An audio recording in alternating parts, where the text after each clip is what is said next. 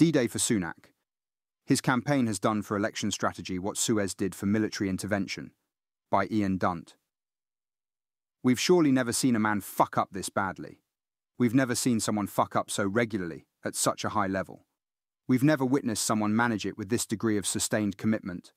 A morning to sundown performance, across the full range of political activities, at every point in the qualitative spectrum, with due consideration for both superficial blunder and substantive misjudgment. No matter what the issue, Rishi Sunak will find a way to cock it up. It's who he is. It's what he does. And woe betide anyone who stands in his way.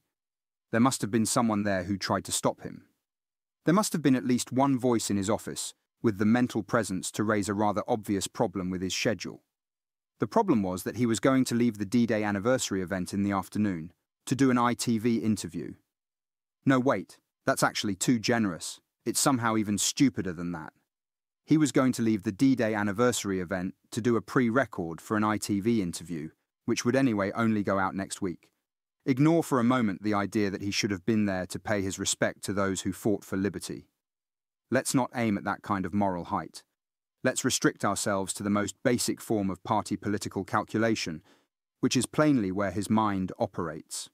Even on that level, especially at that level, it was unprecedentedly foolish. The commemoration would have allowed Sunak to appear in photographs alongside the leaders of France, the US, Canada and Germany, playing the role of global statesman. It wouldn't even be a summit defined by G20-style squabbling, but a moment of profound international memory concerning an event in which Britain played a decisive role. Any election strategist would see the benefits, even if they could not understand the historic importance. The decision would have been a bad one for any Prime Minister, but it becomes comically nonsensical when you consider that he's running as a hard-right, traditional values conservative in order to bring back reform voters to the fold. A little while back, he was talking about bringing back national service. I mean, in the name of God. Just take that in for a moment.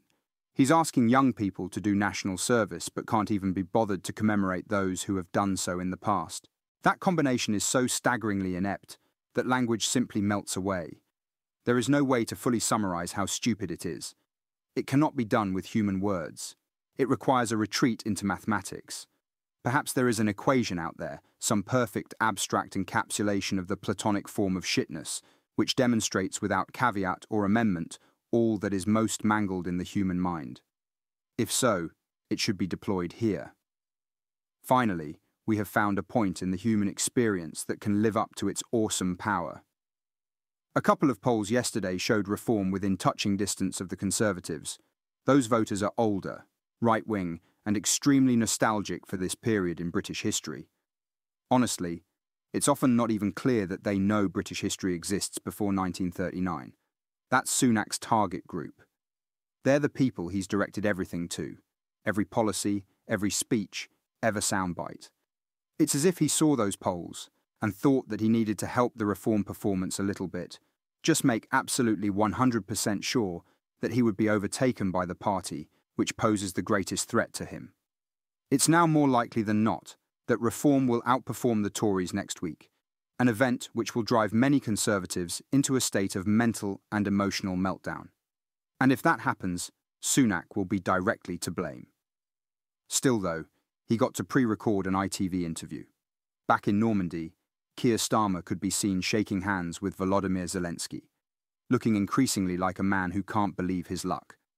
When the Ukrainian leader put out a video about the event, it showed Starmer instead of Sunak greeting him, as if it were taking place a few weeks into the future with the new Prime Minister already in place. Ukraine is certainly the Conservatives' greatest foreign policy success, admittedly a low bar, but a genuine achievement regardless. Britain stands perhaps as the strongest and most unyielding supporter of Ukraine on the world stage. And Sunak just let Starmer secure the photo op. Just like that. In the end, you're reduced to just staring at the video, your mouth opening and closing like a dying fish in mute incomprehension. There's no political analysis to be deployed here. There's nothing interesting to say, really. It's so dumb that it makes commentary redundant. The one clip from the ITV interview released so far shows the Prime Minister insisting he's not a liar. He is, of course, But that's not the most interesting thing about it. It's that it reveals the underlying reason why he made the D-Day mistake in the first place. It shows the truth of the matter. He jetted back to London to clean up the mess of his previous mistake earlier in the week, when he misled voters during the leaders' debate. And why had he committed that mistake? So he could distract from the other errors he'd made before that, not least his various half-assed policy ideas, all of which fell apart upon contact with reality. And why had he been putting out these policy ideas? Because his campaign had been derailed by his previous gaffes and cock-ups, including the near-biblical stupidity of announcing it in the rain without an umbrella while telling everyone had a plan. And why was he making that announcement? Because he decided to hold an election early when he was 20 points down in the polls, without any clearly articulable reason why. And why was he 20 points down in the polls? Because of all the other mistakes he made during his time in power. Asking people to judge him on pledges he could not achieve and failed to accomplish. Setting himself up as a change candidate before changing his mind again a few days later, and generally exhibiting the charisma and political judgment of a dirty puddle by a suburban petrol station. Still, though, it's all right. He's got a plan. What is the plan? Dunno. Couldn't tell you. Something about trans people in toilets. But he's got a plan. Trust him. What a campaign. What a generous contribution to the history books, to provide a perfect example of how not to do an election. In the decades to come, they will use it as a shorthand for ineptitude at the highest possibilities of the political imagination. It will do for election strategy what Suez did for military intervention. On timing, tactics, messaging, presentation and policy, he has provided a masterclass in amateurism. He's surely peaked. He surely can't manage anything stupider than this. Or perhaps he can. There are 27 days to go.